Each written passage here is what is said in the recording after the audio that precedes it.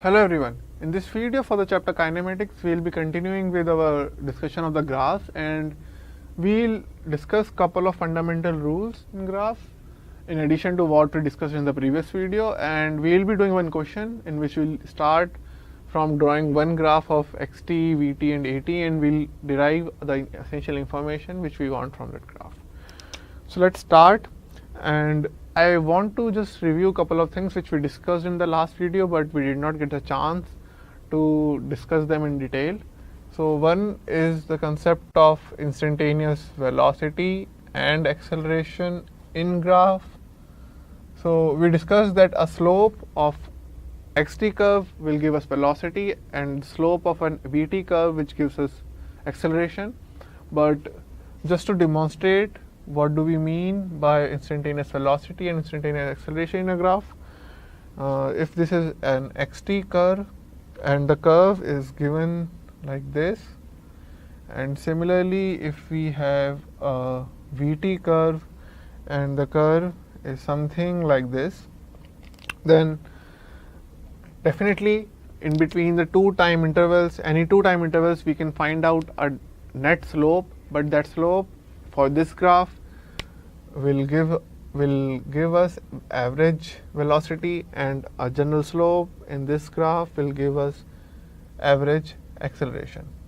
But we can easily see that the slope of the curve is changing as we are moving from time t equal to time like greater than t. So at one instant when we have to find the velocity, we have to look at the slope at that particular point on the curve. So like this slope gives us the velocity at time equal to t1. This slope is velocity at time equal to t2. At time equal to t3, this slope represents the velocity at time t equal to 3. So the slope at a particular instant of time will give us the velocity which is instantaneous at that instant of time. Similarly, the acceleration at this instant will give us this acceleration. At this point, the acceleration would be this. In between, the acceleration would be this. In here, the acceleration would be this. So you can see that how I can define the different accelerations at different respective instants of time. And this is very essential because we are using one concept in which this is, so if this is the curve which is given, we can see that the theta is this, and because theta is measured from the x-axis in counterclockwise sense, this is a positive slope because slope is tan theta, and theta, you know that the property of tan theta is that if theta is less than 90, then tan theta gives a positive quantity. So if I am just moving this graph and such that it is vertical, so let's take an example in which the curve is entirely vertical. In this case, the slope is 90 degree, so theta is 90. Tan theta is undefined, so I cannot define a slope for that, for this case. If theta is 0, then tan theta is 0, so the slope is 0. But if the curve is something like this, so now the net theta I am concerned with is this, and tan theta when theta is greater than 90 degree will give us a negative value. So a negative value will give us that the thing which we are calculating with that slope is negative in every sense. So in this case, the slope is positive because the theta is less than 90 degree. So this is a positive velocity. This is a slope of 0 degree because it's parallel with the x-axis. So that means the velocity is 0 in this case. At this instant, the theta which is calculated from x-axis is greater than 90. So the velocity is negative for this instant of time. And similarly for acceleration as well, we can find out whether at one point acceleration is positive, negative or 0. Let us talk about couple of other things which I need to discuss. So if you remember, in one of the previous videos we discussed about uniform velocity, that is uniform motion, or uniformly accelerated motion. So there were two concepts. So uniform motion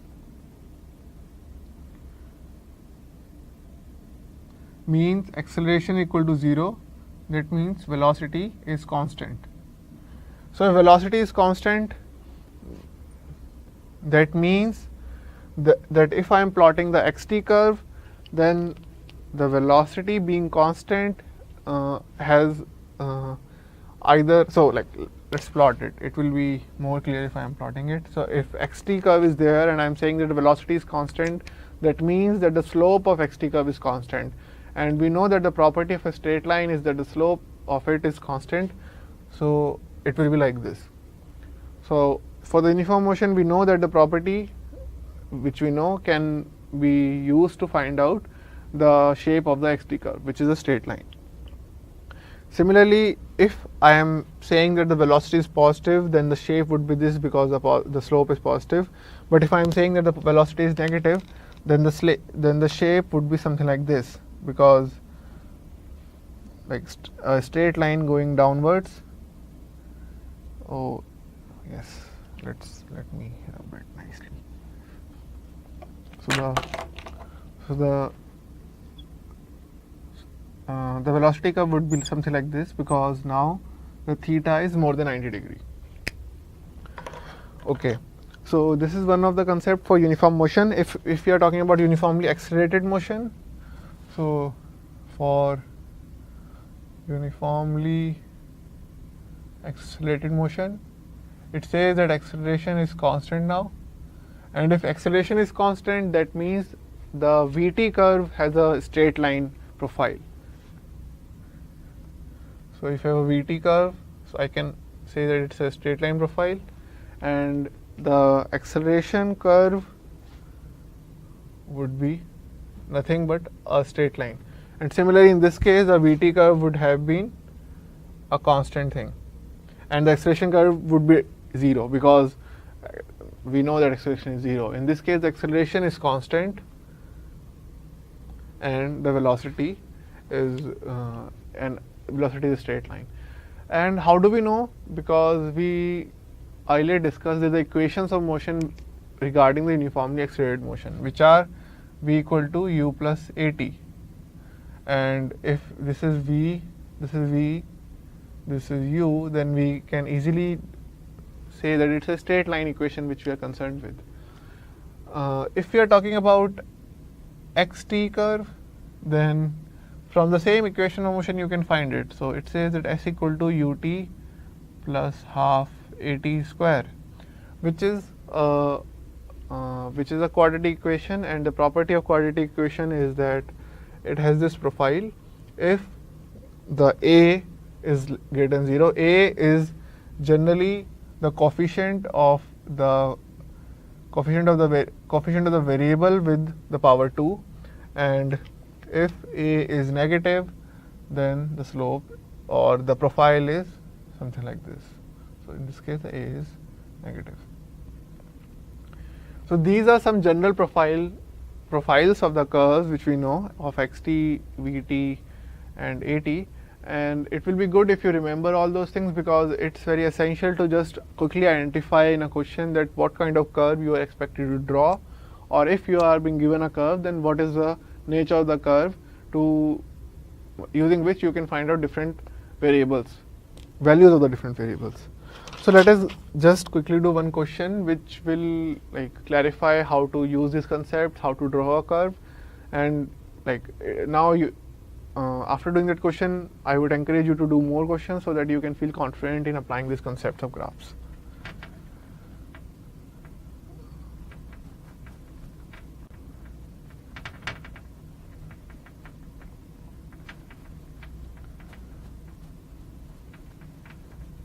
Okay. So the question which we have says that we have a particle, it starts from rest, it accelerates at 1 meter per second square for 5 seconds, and after that it is subjected to an acceleration of -1 meter per second square till it comes to rest again. So we can easily solve this problem using the equation of motion, but we'll be also drawing graph in this case. So to find out, okay, what are the things we are expecting and how do we get the information from the graph itself. So let us find out the variables which we can using the equations of motion first. So we know that the initial velocity is 0 because it's starting from rest, the acceleration is 1, and the time interval is 5. So we can find out the velocity after this point using v equal to u plus at. So it will give us 5 meter per second. And after that we are given that the same velocity 5 meter per second which we have achieved, it's subjected to -1 meter per second square acceleration till it comes to rest. So for the second interval, the u dash or the initial velocity for the second interval is 5 meter per second. The v dash or the initial or the final velocity now is 0, and acceleration or a dash is -1. So we can find out the time interval it took for the particle to come down to rest using -1 meter per second square. So final velocity is 0, initial is 5, acceleration is -1, and t dash is the second time interval. So t dash is also equal to 5 seconds, which was expected because the acceleration is same. So now we know all the variables, we can easily draw a velocity profile. So this is time, this is v. So let's assume, or let's consider that the time equal to 0 was the point at which the particle started. So we know that it was time t equal to 0 and the velocity was also equal to 0 at this point. After that, it's at time t equal to 5 seconds, the velocity was 5. So at time equal to 5 seconds, the velocity was equal to 5. And so we know the point, but we need to connect these 2 points. And how do we connect? Because we know that it was a uniformly accelerated motion in this first part of the time interval. So, and the velocity was increasing, the acceleration was positive. So we know that it's a straight line, and that's what we use to find out the final velocity. So the curve is just a straight line. And after this point, the velocity for the second time interval started decreasing, and the second time interval is 5 seconds. So that is the second time interval. So that is not in the absolute time. In absolute time, it would be 10 seconds because the second time interval would start after the absolute 5 seconds. And in the second time interval, the acceleration is negative. That means the slope is negative, and the particle is coming to rest. So the second point is here. So we can connect it through a straight line. So this is the curve of the velocity and time which we have got. And now we need to draw different other curves of x and a. So let's first draw AT curve. So it's not very difficult to draw because we know the time interval. So it's 0, 5 and 10. From 0 to 5, the acceleration was positive and 1. So it's constant. At 5, it's -1. From 5 to 10, it's -1. That is the simple AT curve for this problem. Now we need to draw the xt curve. And for xt curve, we do not know the values of x at different time intervals or at different time instants. So we need to first calculate those. So let's find it out. Okay. So if a particle is starting at one point, and we need to find out how much did it travel in the first 5 seconds. So we'll be using the equation of motions. So s equal to ut plus half at square. U is 0. half at square, so half A is 1 and it's 25. So it's 12.5 meters. And this is S1 because this S1 is for that first time interval. Now let's calculate S2, which is for the second time interval. Now the initial velocity is 5 meter per second. Time is the next time interval is 5, so it's 25, and the acceleration is -1 now, and the time interval is 25. So it's 12.5 again. So overall, the particle traveled 12.5 in the first time interval as well as the 12.5 in the second time interval. So now if I am concerned with drawing the xt curve, so if this is my, so this is 0, this is 5, and this is 10. So at point 5, at the time instant of 5, it's 12.5, and at time of 10. So the S2 is a displacement which it made after the first time interval. So after getting to the first displacement, after that it traveled 12.5 more. So now it's at 25.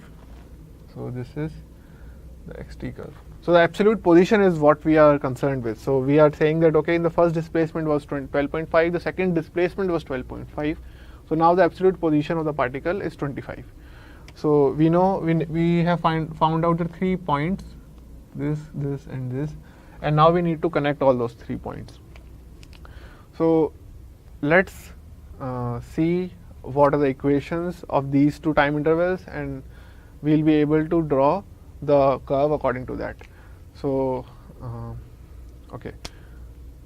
So we discussed that S equal to ut plus half at square is a quadratic, and I rubbed it off, but we discussed that the profile of the quadratic is convex.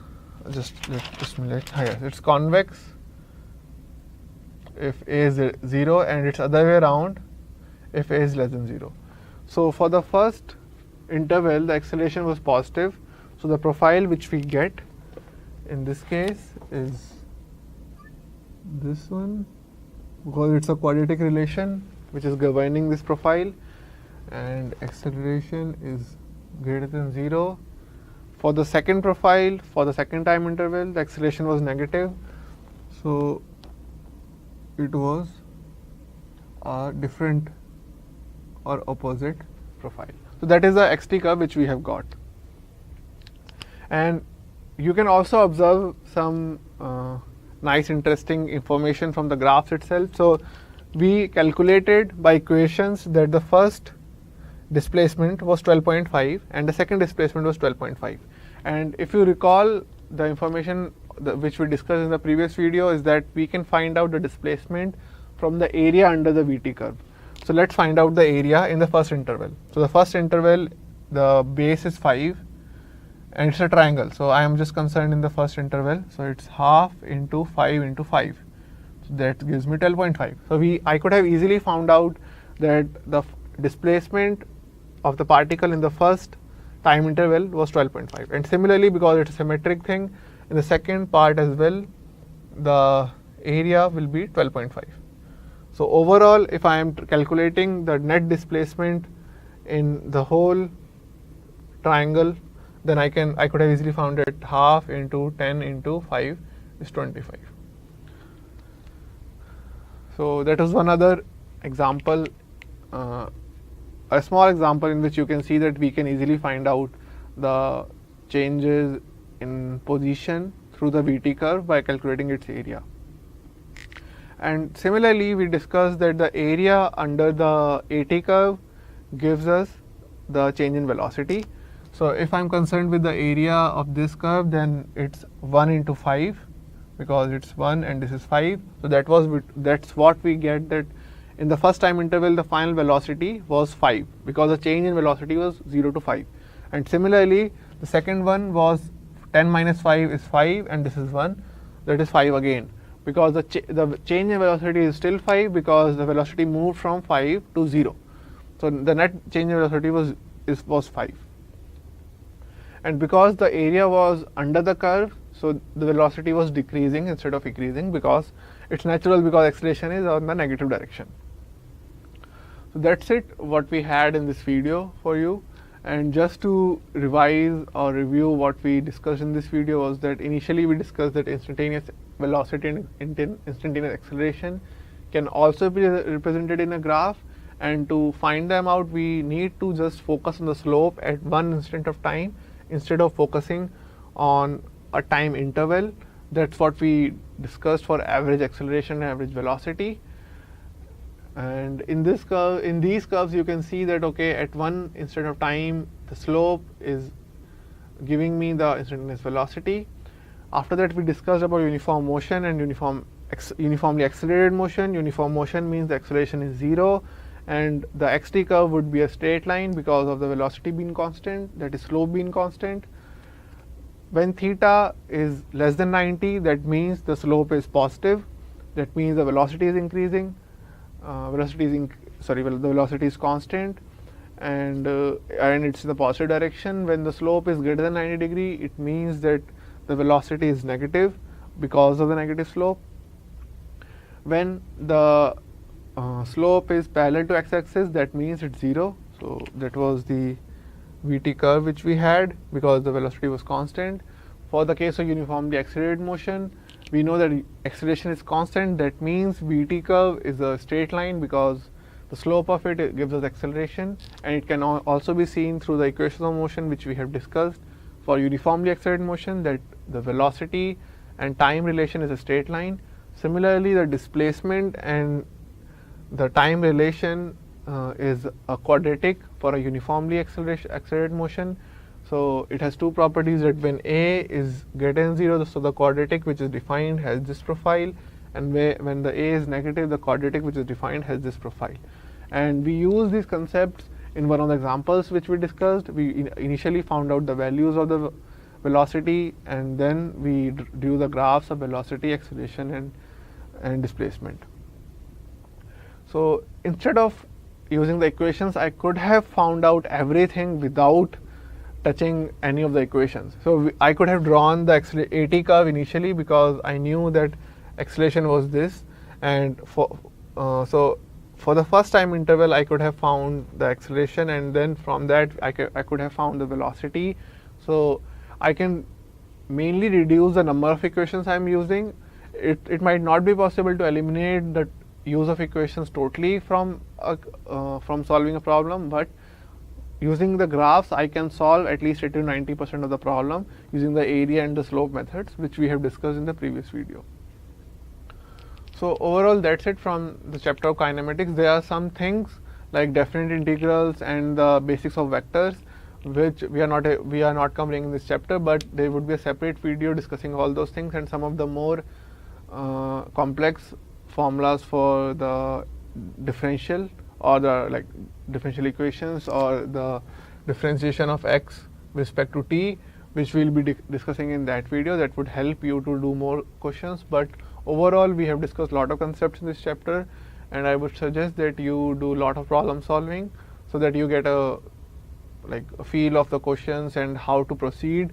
There are some of the small concepts which generally people overlook, that the time interval or the equations which we have used is for a specific time interval and not for the whole time interval starting from 0 or not in the absolute term. So just do take care of all those things while solving the problem, and learn while you are solving each and every problem as you go ahead. Okay, thank you.